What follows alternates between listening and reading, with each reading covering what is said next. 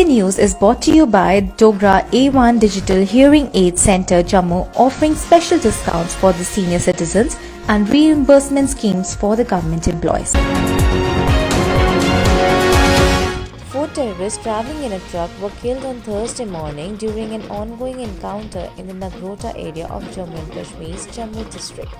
The IGP Jammu said a group of 4 JEM terrorists has infiltrated into India through international borders in Samba on Wednesday night. They were traveling in a truck on Jammu and Srinagar National Highway, which was intercepted by the police at the toll plaza near Nagrota. After they were intercepted, the heavy armed terrorists threw grenades at the police party, which resulted in the splinter injuries of 2 policemen. During the gun battle, the truck caught fire. The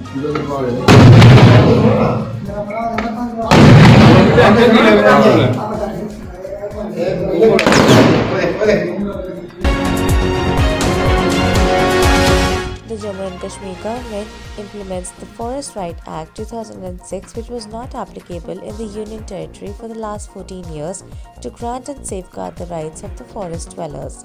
The Forest Rights Act provides the granting of rights of the forest land to the forest dwellers. However, the rights conferred under this act shall be heritable but not transferable or any legal. He said, this step is being taken in the view of the large-scale encroachment of the huge forest lands and its illegal sale in Jammu and Kashmir. Chief Secretary B.V.R. Subramaniam on Wednesday chaired a meeting to review the implementation of the Scheduled Tribes and the other traditional forest dweller acts and rules which became applicable in the Union Territory post the encroachment of Jammu and Kashmir Reorganization Act 2019. The government on Wednesday informed that 574 new positive cases of COVID-19, 241 from Jammu Division and 333 from Kashmir Division have been reported on Wednesday, thus taking the total number of positive cases in Jammu and Kashmir to 104,155. Also, 9 COVID-19 deaths have been reported, 4 from Jammu Division and 5 from the Kashmir Division.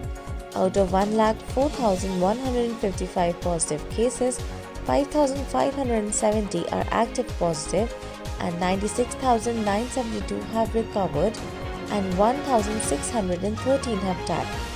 545 in Jammu Division and 1,068 in the Kashmir Division. Around 250 companies or 25,000 central paramilitary personnel are being sent by the Centre for Providing Security Cover to the forthcoming 8th Phase District Development Council elections in Jammu and Kashmir.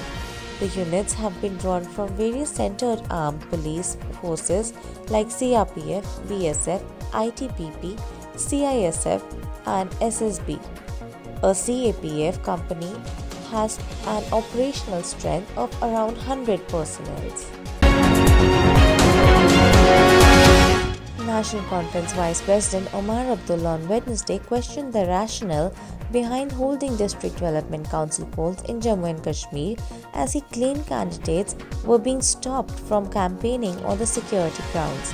He alleged non-BJP candidates in the fray for elections were stopped from campaigning while administration was going out of its way to help the BJP. PTP President Mehbooba Mufti also said non-BJP candidates were not allowed to campaign freely. BJP General Secretary Tarun Chugh on Wednesday termed the District Development Council elections in Jammu and Kashmir a fight between the lovers of the tricolour and Pakistan China. He said leaders of the People's Alliance for Gupkar Declaration were daydreaming about the restorations of the special status of erstwhile state, asserting that it would never be fulfilled.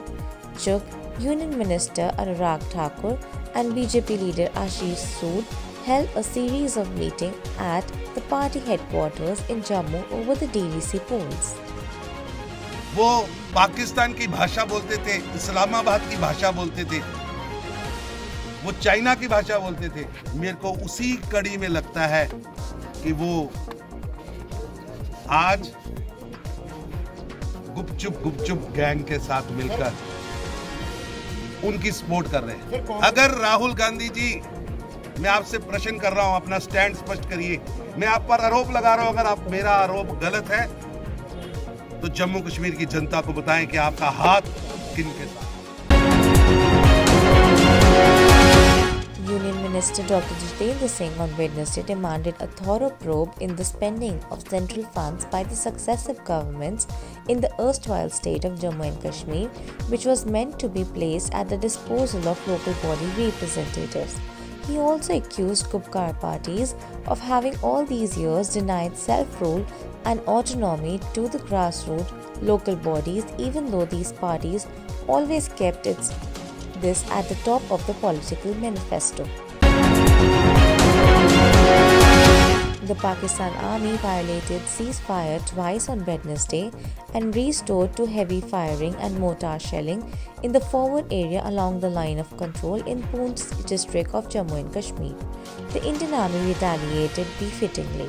Pakistani troops have violated ceasefire 37 times this month.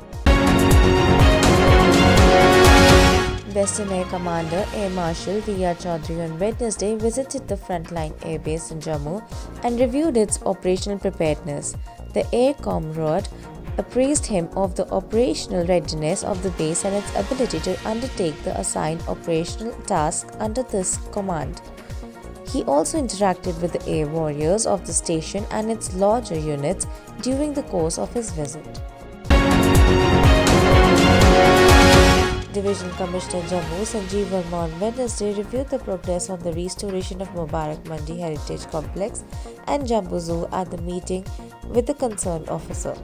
The Executive Director appraised the DIFCOM about the works taken up for the preservation and conservation of the prestigious Mubarak Mandi complex.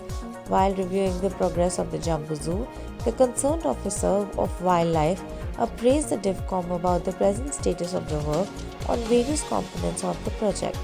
It was informed that the leopard enclosure, tiger enclosures, roads and cafeterias are nearing completion, while tenders have been floated for various allied works.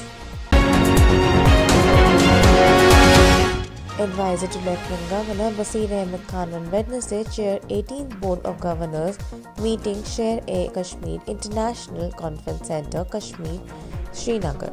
The meeting held threadbare discussions on the annual audit finances, reduction of TDS, tax returns, revival of budgets, liabilities of other departments and organizations, exigency meetings, promotion of staff, amendments of recruitment rules, installation of permanent CCTV cameras and other related matters.